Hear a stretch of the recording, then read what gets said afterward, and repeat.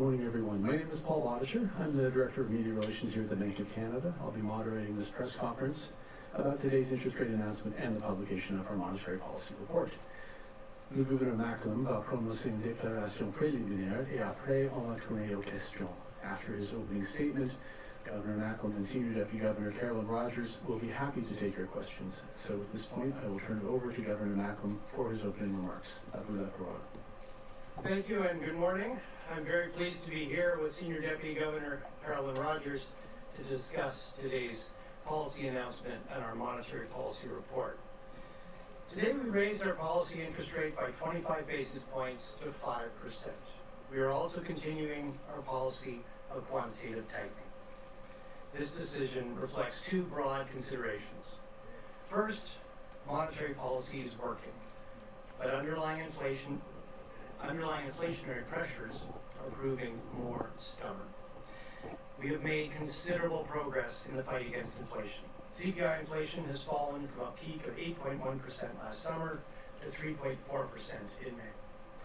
But even as headline inflation has come down largely as we forecast, underlying inflationary pressures are proving more persistent than we expected.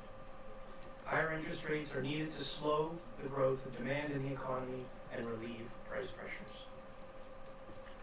Second, we are trying to balance the risks of under and over tightening monetary policy. If we don't do enough now, we'll likely have to do even more later. But if we do too much, we risk making economic conditions unnecessarily painful for everybody.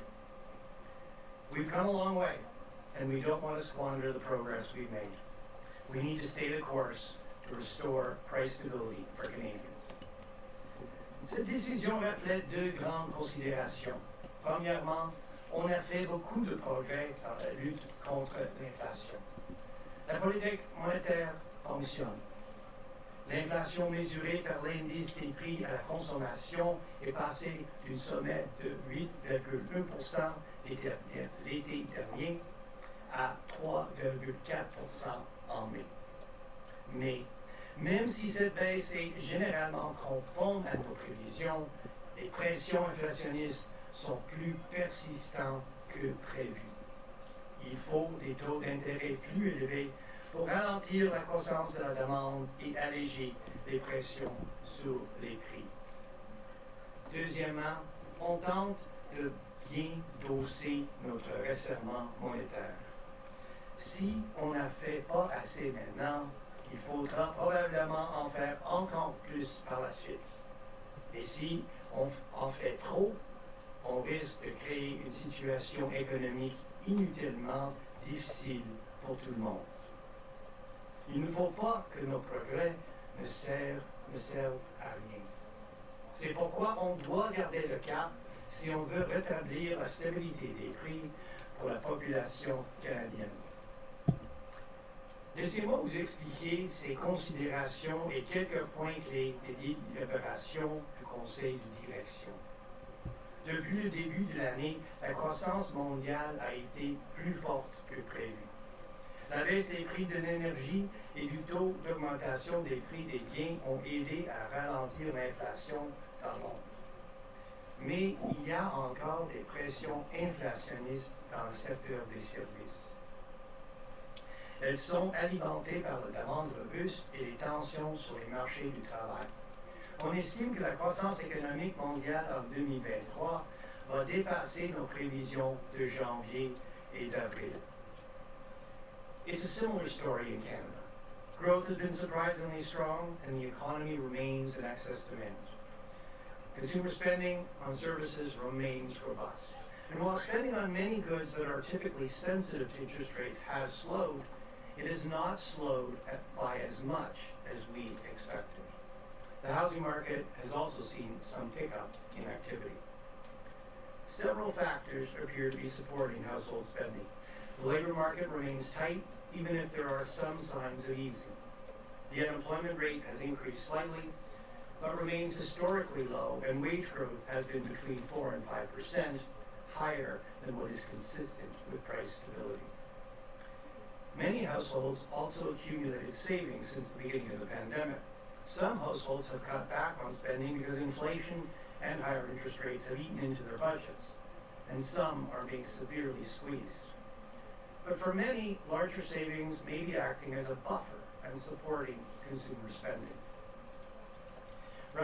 Rapid population growth is contributing to both supply and demand in the economy. Newcomers to Canada are entering the labor force, easing labor shortages. But at the same time, they add to consumer spending and the demand for housing. Turning to inflation, while CPI inflation has fallen relatively quickly, much of the downward momentum has come from lower energy prices and base year effects, as large price increases we saw last year fall out of annual inflation. We are still seeing large price increases in a wide range of goods and services. Our measures of core inflation, which we use to gauge underlying inflationary pressures, have come down, but not by as much as we expected. 3 months rates of core inflation have been around 3.5% to 4% since last September, suggesting little downward momentum in inflation. Consumer and business expectations for near-term inflation are moderating, but they're still high. And businesses are saying they are still increasing their prices more frequently than they did before the pandemic. Looking ahead, we continue to expect economic growth to moderate and inflation to ease, but this will take longer than we forecast in January and April. As the global economy slows and higher interest rates work their way through the Canadian economy, we expect economic growth to average about 1% through the second half of this year and the first half of next year. This means the economy moves into modest excess supply in early 2024, and this should relieve price pressures. CPI inflation is forecast to remain about 3% for the next year, before declining gradually to the 2% target in the middle of 2025. This is about 6 months later than we expected in April. Our decision to raise the policy rate reflected the persistence in both excess demand and underlying inflationary pressures, combined with our outlook for economic activity and inflation. The consensus among the Governing Council was that monetary policy needed to be more restrictive to bring inflation back to the 2% target. These decisions are difficult, and we did discuss the possibility of holding rates unchanged and gathering more information to confirm the need to raise the policy rate. On balance, our assessment was the cost of delaying action was larger than the benefit of waiting. Elevated inflation is a burden on Canadians, especially the most vulnerable. We are also acutely aware that higher interest rates are making life more difficult for many Canadians. And we know many Canadians are asking, is the Bank of Canada done raising interest rates, or will rates need to go still higher to relieve inflationary pressures? The short answer is we will be taking each decision based on the available information at the time. What we can say is that monetary policy is working, and we know it will take more time for the full effects of past interest rate increases to work their way through the economy. With the increases in our policy rate in June and July, our outlook has inflation going back gradually to the 2% target. But several things need to happen for inflation to continue easing, and we are particularly concerned about 2 upside risks to the outlook. First, we have been surprised by the persistence of excess demand and underlying inflation in Canada and globally. We know that higher interest rates are having an impact, but how big their impact will be is uncertain. Second, with the downward momentum in inflation waning and our forecast suggesting inflation will be around 3% for the next year, we are concerned that the progress to price stability could stall, and inflation could even rise again if there are upside surprises. As I said, we are trying to balance the risks of over and under tightening. If new information suggests we need to do more, we are prepared to increase our policy rate further. But we don't want to do any more than we have to. These decisions will be guided by our assessment of incoming data and the outlook for inflation. We need to see demand growth slow, wage pressures moderate, and corporate pricing behavior normalize. We will also need to see near-term inflation expectations and measures of core inflation come down further. Avec les hausses du taux directeur de juin et juillet, on prévoit un retour graduel à la cible de 2 %. Mais plusieurs choses doivent se produire pour que l'inflation continue de baisser. On est préoccupé par le risque que le retour à la stabilité des prix puisse stagner. Et l'inflation pourrait même remonter s'il y a des surprises à la hausse. Comme je l'ai dit, on tente de bien doser notre resserrement monétaire. Si des nouvelles données indiquent qu'il faut en faire plus, on est prêt à relever encore le taux directeur. Mais on ne veut pas en faire plus que nécessaire. Nos décisions vont être guidées par notre évaluation des nouvelles données et les perspectives d'inflation. Il faut que la croissance de la demande ralentisse, que les pressions sur les salaires se modèrent et que les entreprises reviennent à leur pratique de fixation des prix habituels. Il faut aussi que les attentes d'inflation à court terme et les mesures de l'inflation fondamentale descendent encore. Let me conclude. The substantial drop in inflation over the past year is welcome news for Canadians. But monetary policy still has work to do. Our job is not done until inflation is centered on our 2% target. That's the level that helps the economy grow sustainably, restores competitive forces in the economy, and gives Canadians the price stability they need to budget and invest with confidence. And with that summary, the Senior Deputy Governor and I will be very pleased to take your questions. Thank you. Thank you, Governor. Let me quickly go through the housekeeping and we'll get to your questions. We do have a number of reporters here in Ottawa at the bank, as well as some on the phones. We're going to start here in the room before going to the phones. I will ask everyone to limit yourself to one question, please, just to give every outlet the opportunity to participate. If I forget to do so, please state your name and affiliation. And I'll remind people on the phone to please only unmute your line to ask a question and then go back on mute as soon as you're finished. That way everyone can hear both your question and the answer. It's the *6 button on your phone that toggles you between mute and unmute. Pour mettre votre ligne en mode discrétion, appuyez sur étoile 6 et on avait fait étoile 6 encore une fois. Avant de poser une question, veuillez vous identifier et conclure.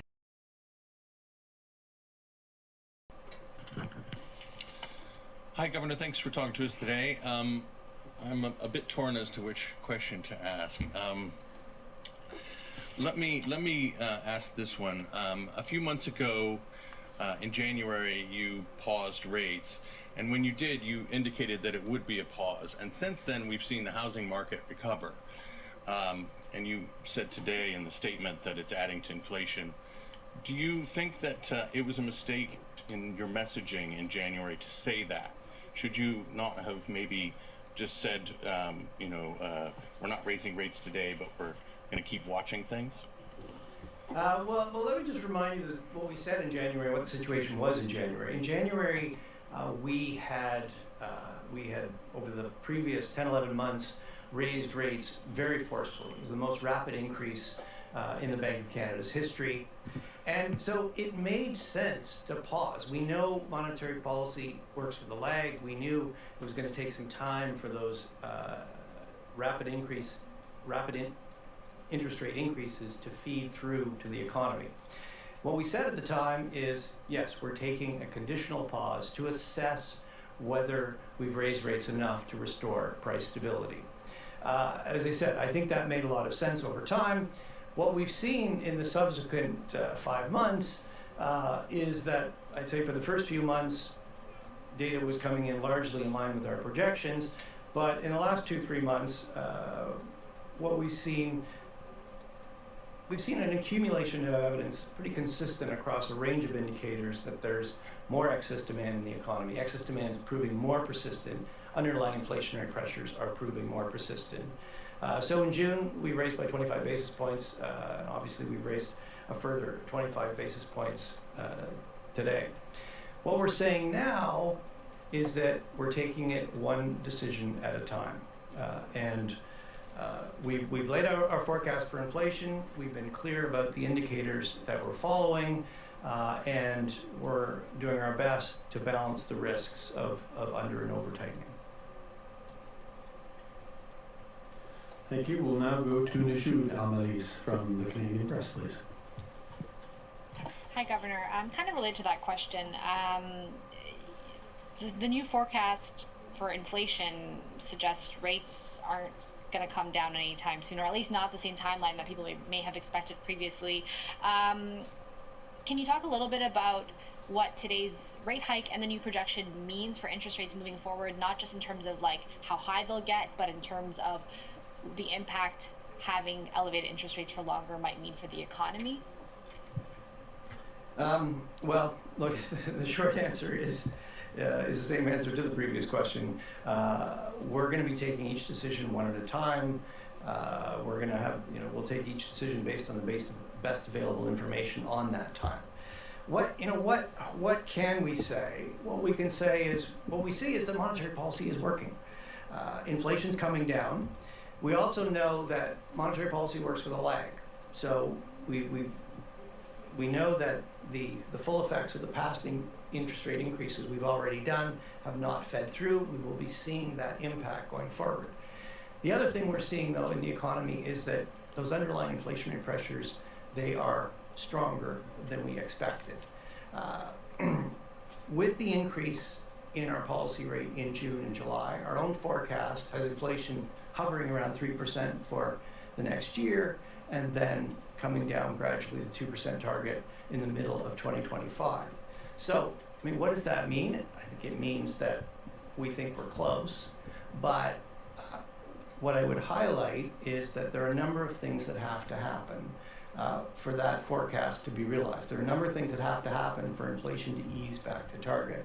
And as I mentioned in the opening statement, there are two that we're particularly concerned about. We're concerned that we've been surprised by the persistence of excess demand and underlying inflationary pressures. We know that our past interest rate increases are feeding through. They're having an impact, and there's more to come. But what the total impact of those interest rates is ultimately is uncertain. And then the other thing is, in our own forecast, inflation hovers around 3% for the next year. What that's telling you is the downward momentum in inflation is waning. And we are concerned that, if we're not careful, the progress to price stability could stall. And if you get some upward surprises from there, inflation could even move back up. So we've been clear about the indicators we've been watching. I think it's clearly too early to be talking about interest rate cuts. We are certainly trying to balance the risks of over and under tightening, and we'll be taking it one meeting at a time. Next, I'll call on Rahul from Economics, please. Thank you for taking my question. Regarding the box on household financial health and the strength in consumer spending, you say there's a smaller portion of households who are experiencing financial stress and that many households remain healthy.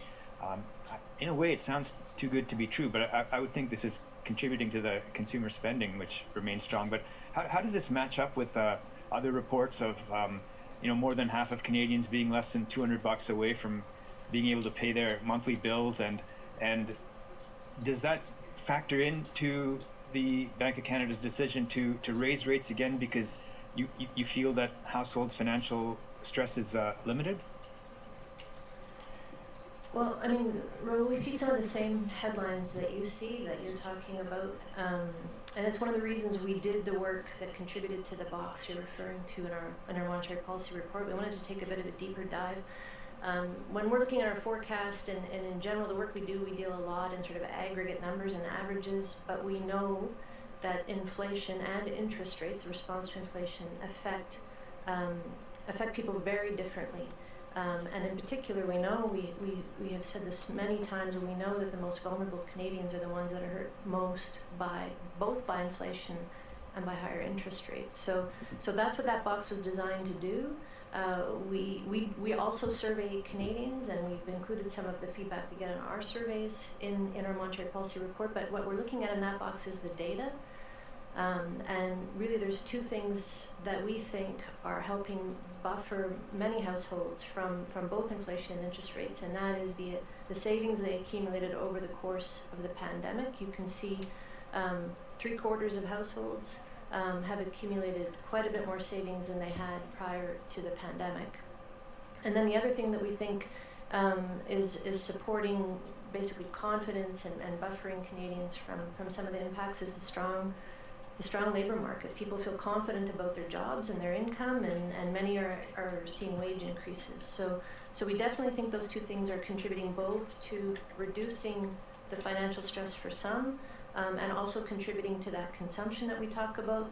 But we are acutely aware that this is a very difficult period for some Canadians, and interest rates and inflation are making things very difficult for some. Paul Vieira of the Wall Street Journal, please. Governor, in the statement, and I'm sorry, I'm just going to try to, I want to get the exact wording. In the statement, it said, the bank said that officials were concerned that progress toward the 2% inflation target could stall, and thereby jeopardizing the return to price stability. If that was the case, why did officials discuss the possibility of holding rates at this meeting leading up to the July 12th? Why was there even a consideration given some of the warnings you put in the statement and in the new economic outlook?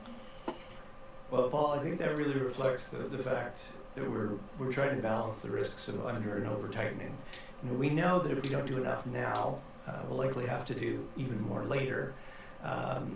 We also know, though, that if we do more than we need now, it's going to be unnecessarily painful. So when you deliberate, you want to look at the options. I think, you know, strategically, the Governing Council was very much of the view that monetary policy was not restrictive enough. We also we discussed, does that mean we should raise now, or should we gather more information and confirm that? I think there was a clear consensus that we didn't see a big benefit of waiting. We were pretty convinced that we needed to move up because of the persistence of excess demand and the persistence of these underlying inflationary pressures, and the risk that if we need to keep getting inflation gradually moving back to the target, if it stalls and we get some upside surprises, things could be more difficult. And Paul, I'd add, it comes back to Raul's question that he just asked. You know, we are acutely aware that these decisions have real impacts on Canadians, so we always debate the options, and we never make a decision lightly. I'm going to call on Mackenzie Gray from Global News now, please. Hi there. On housing, in the report you say that high prices are likely to persist and boost inflation. Two things on that. Why do you think house prices are going to continue to rise? And secondly, how much do increased house prices weigh in your decision making on increasing rates or potentially keeping them at a higher level for longer? Well, the short answer to why house prices keep going up is supply. We've said that for a long time. There's lots of things that go into house prices. Certainly, housing is very sensitive to interest rates, so when interest rates move, it affects house prices. But one of the fundamental things that's holding up house pricing in Canada is there's just more demand than there is supply. One of the things that's contributing to the demand for housing now is an increase in population. We've seen a return to immigration levels that we had pre-pandemic, and quite a high surge in immigration more recently. So those things are contributing to keep housing prices high.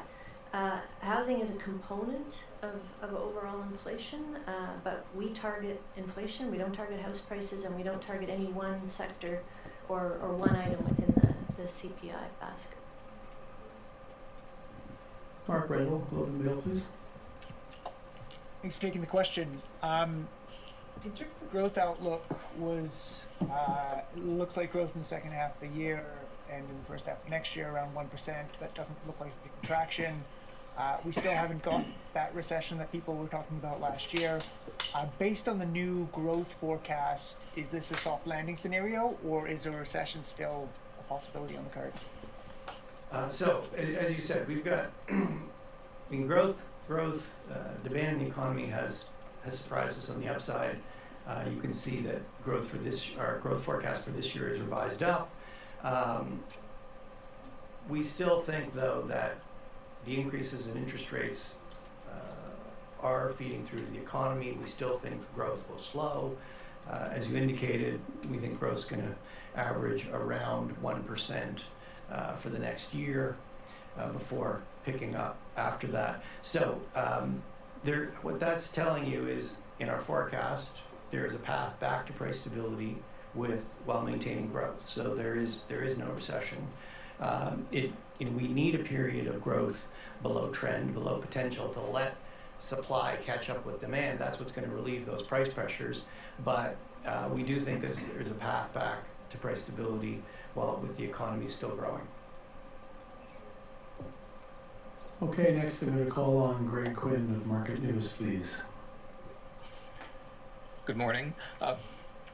Why didn't the first 8 hikes in interest rates, including the 100 basis point move last July, do more to slow down the economy? And does this suggest there's something still missing in your modeling or in monetary policy beyond lags?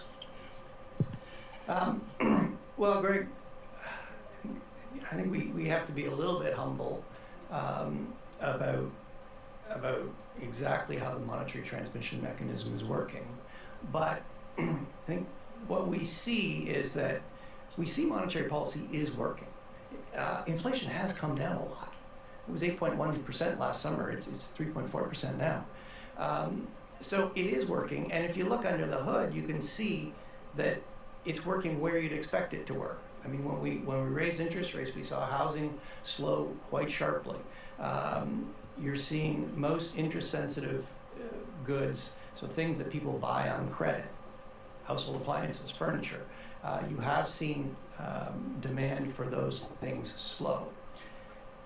But it is true that they haven't slowed as much as we thought they would. Housing activity has ticked back up. Durables have slowed, but not as much as we'd expected. So why is that? We think basically that there's 3 things that are providing more underlying support to demand in the economy. First of all, the labor market remains tight. The unemployment rate, it has ticked up a bit, but it's still historically low levels. Wage growth's been running 4 to 5%. That's above what would be consistent with achieving price stability. And we're seeing some easing in the labor market, but it's been more gradual than we expected. The other element, Carolyn already mentioned, most households have accumulated savings through the pandemic. That may be buffering them from the effects of inflation and higher interest rates on their budget and supporting consumption. And then the third element is population growth. Population growth has increased. We've had a big increase in immigration, more temporary foreign workers in the country. That's adding both to demand and supply. On the supply side, you can see that's a factor that's easing some of the labor shortages and is supporting, what you do hear from companies, from firms, is that labor is more available. They are filling those jobs. Vacancies are coming down. Some of the pressure in the labor market is gradually coming out. But those new entrants into Canada, they're also new consumers, they're new renters, they'll probably ultimately become new home buyers. So that's adding to demand as well. So we do think monetary policy is working, but there is just more underlying strength. And so it's got to work a little harder and it's going to take a little longer, as you can see in our forecast, to relieve those price pressures. Okay, next on my list I had Annie Bergeron Oliver from CTV. Hi, thank you very much for taking our questions.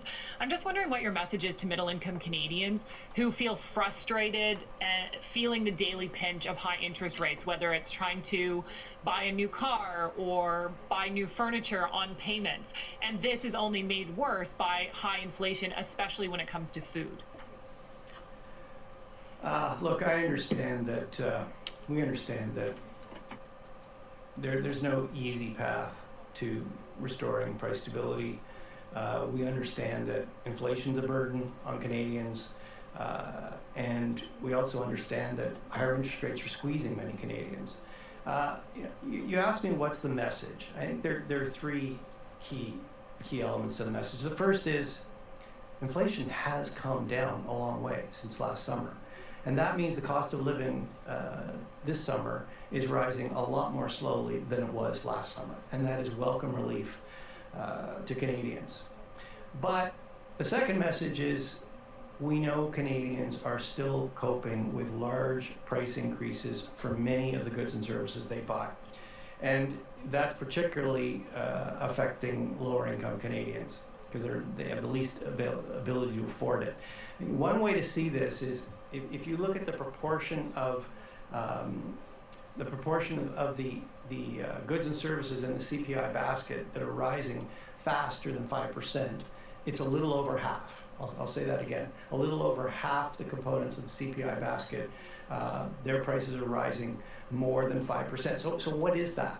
Well, if you look across the basket, meat's up 6%, bread's up 13%, coffee's up 8%, baby food's up 9%. If you look at food overall, food in stores overall, it's up 9%. Rent's up 6%.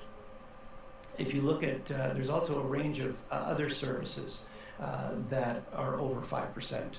And if you're planning to take a family holiday this summer, hotel prices are up 13% from last summer, restaurants up 7%. So, what Canadians, what is inflation? Inflation is a generalized increase in prices. And when you look across the basket that Canadian households are consuming, they're still seeing too many goods and services with price increases. So the third part of the message is to relieve those price pressures. Yes, we do need to slow demand in the economy. That's what's going to relieve those price pressures. And the way we do that is we raise interest rates. We know it's difficult, and we are doing our best to try to balance the risks of over-tightening and under-tightening.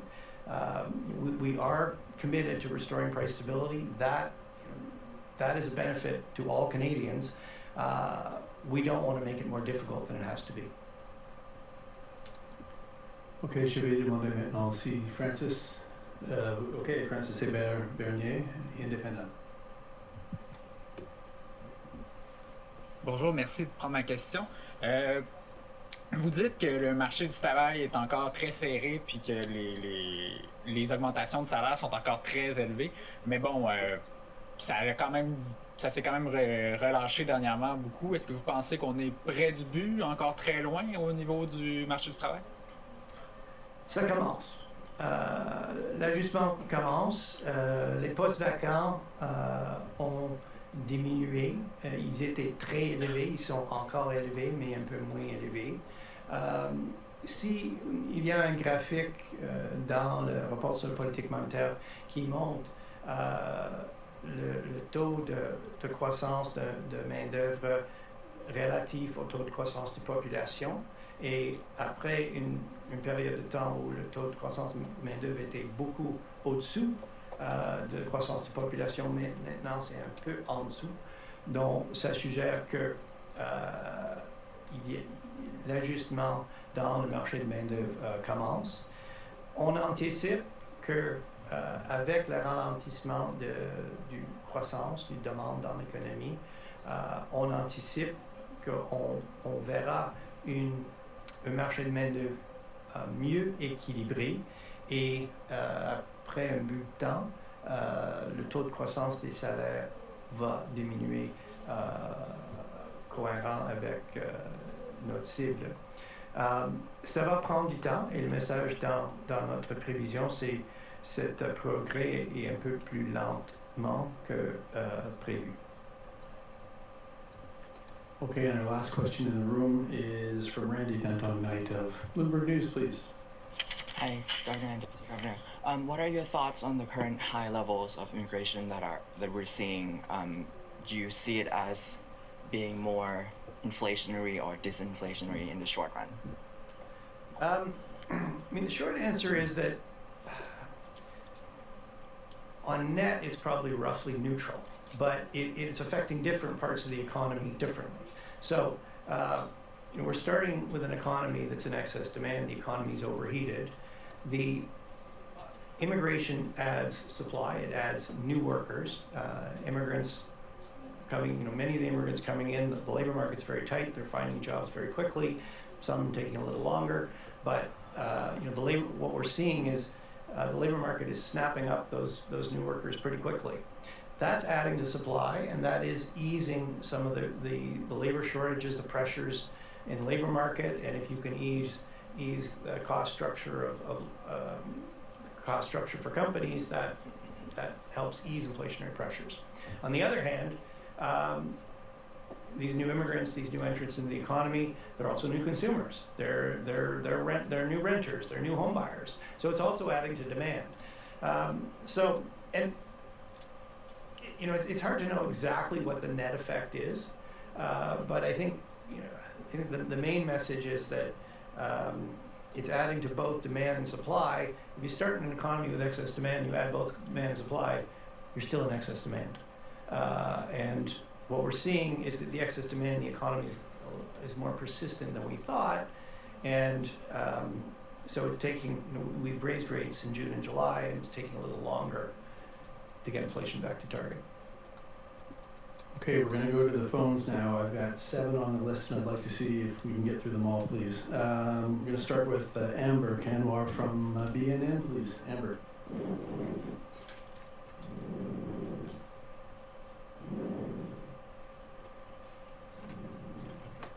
Amber, *6 for everyone to mute, *6 to unmute. Amber, are you there? Can you hear me now? Can you hear me now? Yes, we can. Yeah, we can hear you. Wonderful. Governor, thank you for taking my question. Oh, we're losing you. Oh, Amber, you need to get closer to the mic. We can't really hear you. I think I can hear us. Amber, I'm sorry, we couldn't hear that. Can I ask you to repeat that really quickly, please? Can you hear me at this point? Yes. Okay, so let's try this one more time. When you look at the components of inflation, rate hikes have contributed to inflation through increased mortgage costs. At the same time, fewer homes are being built because financing costs have gone up. How do you foster that into thinking of whether rate hikes are making inflation and supply shortages worse? Amber, increasing interest rates is the instrument that we use to try to moderate demand and relieve inflationary pressures in the economy. So if we hadn't raised interest rates, inflation would be a lot higher than it is today. Now, of course, for many Canadians, they have a mortgage. That's a major expense for them. So when you raise interest rates, cost of mortgages, cost of borrowing costs go up. And so that does boost that component of the CPI. And of course, if you take things out of the CPI that are going up, what's left is going up more slowly. So yes, if you take mortgage interest out of the CPI, instead of 3.4, you're left with 2.5. On the other hand, if you take things out that are falling, what you're left with is going up. For many Canadians, gasoline is a major expense. If you take gasoline out, what's left is going up at 4.4%. I think to go back to my previous question, I think what Canadians are seeing is that for many of the goods and services they're buying, prices are going up too quickly. That's a burden on Canadians. With respect to the impact higher interest rates has on the housing market, what you've seen is when we raised interest rates, you saw a pretty sharp slowing in resales. You saw a pretty sharp slowing in housing activity. That's largely what you'd expect. Housing is a very interest-sensitive sector. It's one of the first places you're going to see the effects of monetary policy. We have been surprised, actually, that the housing has started to bounce back as quickly as it has, and that's one element of many where you've seen more persistence in demand in the economy than we expected. Next, I'll call on Kat Eschner from TVO, please.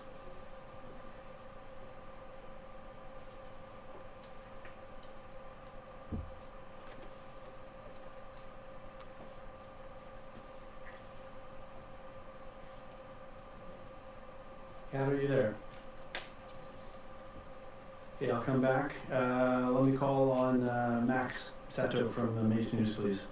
Go ahead, Max.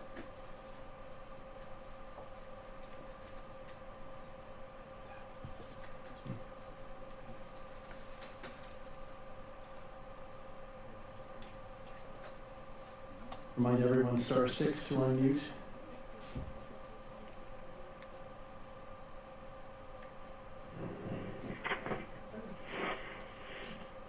I hear somebody. Yep, someone's there. It's Barbara Shecker, the Financial Post. I just unmuted to try to get ahead of things. You know what, Barbara? I'll give you credit for that. Go for it. You're up. Seize the opportunity. Okay, thank you. Appreciate it. And I'd like to follow up a little bit on the housing and mortgage front. Just because you mentioned a couple of times there's a balance here, you try not to overcorrect, undercorrect. And also, the key thing I think you mentioned is that these interest rate increases that you've seen, that we've done so far, that we've seen, are still working their way through the system. So my question is whether you are concerned at all about the impact this is going to have on people with the mortgages. We just saw the act to say that the risks are rising with negative amortization. And this is just another increase that's going to push more people to that trigger point. So I wonder how you weigh that and whether you're concerned about the housing market and in terms of people's ability to manage the mortgages and the risks this has on the banks and the insurers. Barbara, thanks for the question. I think the best way to respond is to take you back a little more than a month ago to our financial sector report. We took a deep dive on this question and we looked at the trajectory of mortgages, how many Canadians have already seen interest rates show up in their mortgage payments, and how many we project will see as they renew their mortgages over the next year or two, we'll see an increase in payments. This is something we're watching really closely. As we said earlier, housing is one of the most interest rate sensitive parts of the economy. It is always going to be the place where monetary policy shows up first and shows up strongest. That's exactly what we've seen. We were asked earlier about surveys. We pay close attention to those surveys. We work closely with our other colleagues in the financial sector, the federal bank regulator. So these are numbers we track very slowly. About 35% of Canadian households have a mortgage. The large majority of those mortgages are fixed rate mortgages. Of course, some of those have already renewed in this rate environment. We've had increasing rates over a year now, so already people are renewing their mortgages, their fixed rate mortgages. And then we have quite a bit smaller portion of Canadians who have variable rate mortgages. A portion of those are fixed payments. So it is a gradual process.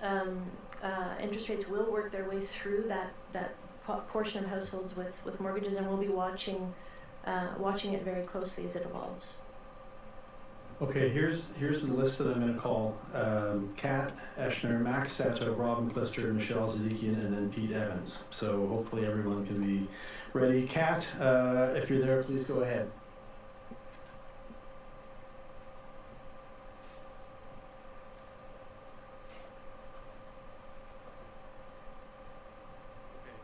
I just received an email that she's all right. Max, if you're there, please go ahead.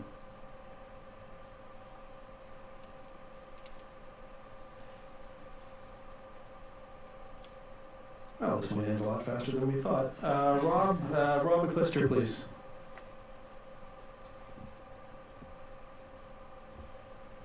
Can't hear you, Rob.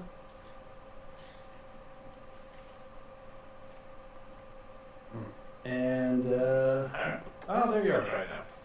Yeah. We hear you. All right. Hi, Governor. And Deputy Governor. In speaking with multiple lenders and default insurers, most borrowers with adjustable rate mortgages seem to be performing better than people with fixed rate mortgages. So, given how much the government is now encouraging banks to help troubled borrowers, how much are news headlines about big payment increases at renewal overhyped? Or are you really worried that rate resets are going to be a problem from a financial stability and inflation perspective? Thanks for that question, Rob. Look, there's no overhyping the pain that some Canadians are feeling. You know, again, I come back to the work we did, and that's outlined in box 3 of the NPR. That's exactly why we took that deep dive, because we are seeing the headlines. Raul asked this question earlier. You know, we're seeing the headlines. We hear from Canadians too. Canadians email us about the effect of inflation and interest rates on them. So we're attuned to that. I don't think we would say that it's overhyped. For those people that are feeling it, it's real. What we did in this NPR is we took a look at the question you're asking. What is it that's buffering, that's keeping consumption high, keeping demand high? And you know, our assessment is, as I said, we see a lot of accumulated savings in Canadian households. You're in the mortgage business, you would have a good sense of who takes out a variable rate mortgage and what their capacity to absorb higher rates are.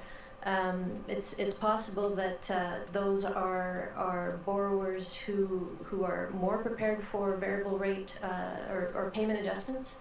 You know, but you know, it's something that we're going to continue to watch. But I don't think you can brush off the impact of high interest rates on borrowers. Okay, Michelle Zadikian from Yahoo Finance. Michelle, if you are on the line and able to press star 6 to unmute, please go ahead. Hi there. My question is about this line when you talk about there's inflation to rise again, there's upside surprises. What are some of the potential upside risks that you're most concerned about? Well, I think the point of that phrase is that when there are always going to be surprises in inflation. You hope there are little surprises, but if you don't get inflation back to 2, and you're around 3, and then you get an upward surprise, well, now you're back to 4. The whole point of getting inflation recenters on 2 is that the surprises, the fluctuations, should most of the time be within 1 to 3%. And what that means for Canadians is if inflation's fluctuating between 1 and 3%, basically that means 1 year to the next they don't really need to worry about big changes in their cost of living. It gives them a certain level of certainty. It takes one problem they have to deal with off the table, and so they can invest and save and spend with more confidence that they know what things are gonna cost and what they're gonna have at the end of the year. So if in highlighting that, it wasn't that there was some specific. The whole point of a surprise is a surprise. If you knew what it was, it wouldn't be a surprise. It's not that there's some specific things, but the point is, if inflation stays at 3 and doesn't come back to 2, when you get an upward surprise, you're back to 4 or higher. Okay, and Pete Evans from CBC, please.